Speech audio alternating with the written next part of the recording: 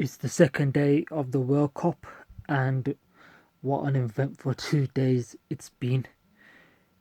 There's only been 4 matches, but it feels like it's been 2 weeks worth of drama that have happened so far in the World Cup.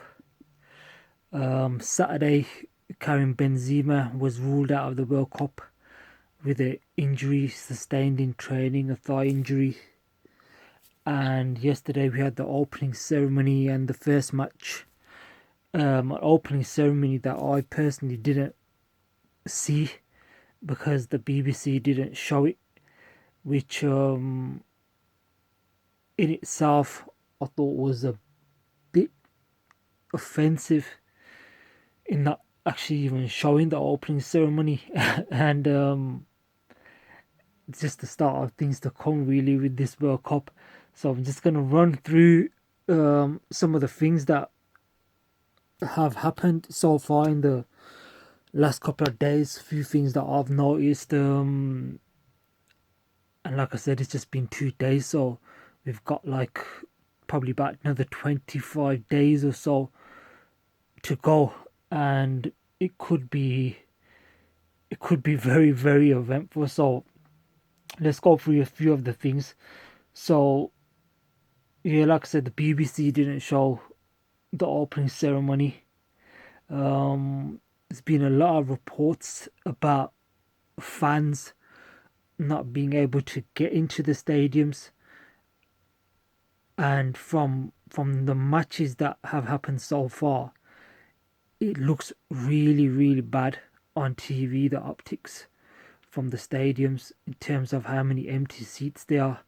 The first match, the Qatar match, there were empty seats that I think from the 55th minute fans were leaving the stadium. So problem there. So like I said, it's a World Cup, and for whatever reason, whether fans are not there or they're not able to get into the stadium, empty seats at a World Cup, it's just, for me, it's just not right. So that we'll see how things improve as the tournament goes on. But obviously, it's the start of the tournament, so you'd think that everybody's on a buzz and a high to experience the World Cup, and it doesn't matter which teams are playing really, but it's still a World Cup. But like I said, we'll see as more matches are being played during the week, and in the latter stages as well, how much of the stadiums are actually full. What else is there? Yeah, the empty stadium. So the armband issue. So I think about 3 hours before the matches today, the England match, it was announced that they weren't going to be wearing the armband that they said that they were going to wear. I think it was the One Love armband, which in itself is another issue, because it feels like now the players and the FAs have backtracked, not just England, Wales, and some other European countries as well. So another big fiasco on that score, and it just feels like a lot has been taken away from the football. Obviously, there are important issues, but is it down to footballers to highlight those problems and like take that risk? Because I think it was FIFA that was saying if the captains wear the armband, they were going to get a yellow card before the match. So you're putting the players in a position as well where, for instance, say one of the captains did wear the armband and he's given a yellow card before the match. Now he's on a yellow card for 90 minutes. So he might make a foul or make a tackle, slip and make a tackle and get a yellow card, and now he's sent off, which affects not only him but the team in that match and possibly later on in the tournament as well. So like I said, it's massive issues, and I'm not sure if it was right to put the players in that predicament, but I feel it does look really bad in terms of they said that they were gonna wear the armbands, regardless of what FIFA were gonna say, I think, and then they didn't actually do it. So I think that's what I'm gonna say about that issue. Really, the matches themselves, I think Ecuador and England looked really sharp, and for some reason, I don't know why, I just get the feeling that it's not a counter-attacking tournament. It's going to be teams that go for the win or are attacking that are going to go the furthest. I'm not sure if I'm going to be corrected on that, but I just get that feel from the matches. The players themselves, especially watching England today in their 6-2 win against Iran, the players look really sharp. I think sometimes when the World Cup is in the summer and the players have had a bit of a break, maybe it can take a little while to get into the rhythm. But the players all looked really, really sharp.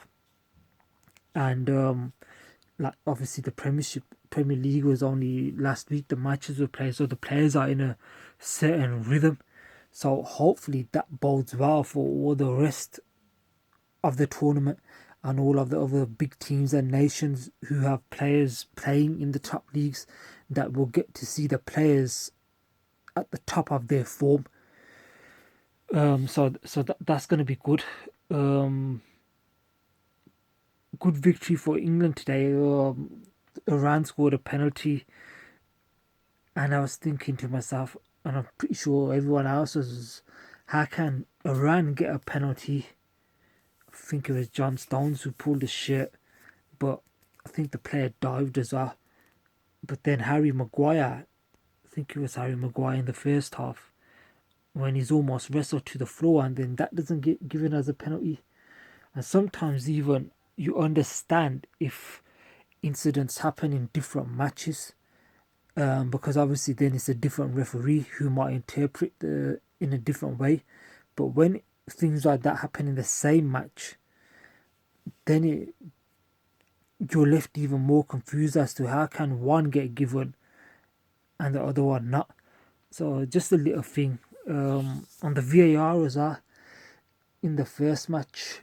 So it was Ecuador against Qatar, and the goal that was ruled out for Ecuador, I'm not sure if anybody knows still why that was ruled out. I know they put some graphics up, but I'm not sure which player they were saying who was offside.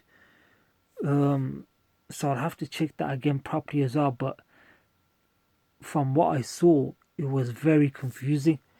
And the other thing that I've got written down here is a lot of extra time. It seems that the officials have given the protocol by FIFA to add the extra time on, in terms of when substitutes are being made, when goals are scored and players are celebrating, or when players are injured. So a lot of time. I think today Wales match was 9 minutes extra time. The England match, the first half was they're saying the longest half of football in World Cup history. I think it went to 59 minutes because the goalkeeper was injured for how long at the beginning of the match, and how they let him play on is another mystery. So you could see that just by looking at him that he was not in a good state to carry on. So carried on and eventually ended up coming off anyway. So I think that he should have been taken off immediately anyway. So yeah, a lot of extra time, and so we could be seeing a lot of late goals as well with all that time being added on. So like I said, I've got just a hunch, a feeling that we are going to see quite a lot of goals and attacking play I hope I'm not wrong. I don't want to curse it, and then we start getting defensive teams. But on the pitch anyway, I think it could be pretty good. Could be pretty good. And what else have I got down here? I think some people have been surprised about the weather as well. That it's been quite cool, especially with the AC in the stadiums. It's been cooler, I think, than some fans were expecting, even outside after the matches as well. That's another thing. Also, just got into my head now, the ban on alcohol. So that was another issue on the day yesterday before the World Cup started, that there wasn't going to be any alcohol served in the stadium. And I don't think a lot of, like, even in European football, they do serve alcohol in the stadium while the match is going on. Maybe non-alcoholic beer or something, but it was just another change, because I think a lot of people thought around the venues, maybe in fan parks or whatever, that alcohol would be served. So, like I said, a lot of changes. Like I said, so many issues to talk about, and you can get quite deep into it. Maybe we'll cover that later on, when the World Cup goes a bit further and there's more time between matches, and then we can possibly talk more in depth about things. But like I said, hopefully we continue to get good football, exciting football, teams that want to attack. Tomorrow Argentina play, and let me just check who is their opening game against Argentina. So that kickoff is 10 o'clock, 10 a.m.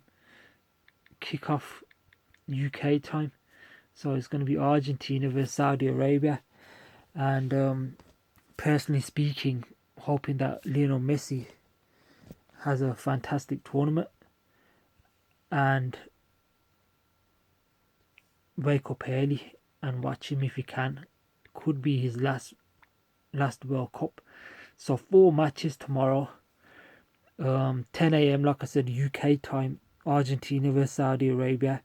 You would expect Argentina to win that. 1 o'clock kickoff tomorrow is Denmark versus Tunisia. Probably go for Denmark to win that. 4 p.m. kickoff is Mexico versus Poland. That should be an interesting match. And then tomorrow, 7 p.m. is France versus Australia. And it's going to be interesting to see what France do. They've had a lot of injuries. Probably the team that's been most affected by injuries pre-World Cup and now during the World Cup as well. So probably Mbappe. Then you've probably got a choice out of the 3 of Griezmann, Giroud and Dembele to start. So let's see what happens tomorrow. 4 matches, very busy schedule. So yeah, we'll be back tomorrow in the evening after all the matches are done with a recap of the day's events and on the pitch, and probably we'll wait to see what happens after pitch as well. I'm sure there's going to be plenty more drama to come. So yeah, hope you're all enjoying it, and let's see what happens. Thanks for listening, and I'll catch you tomorrow.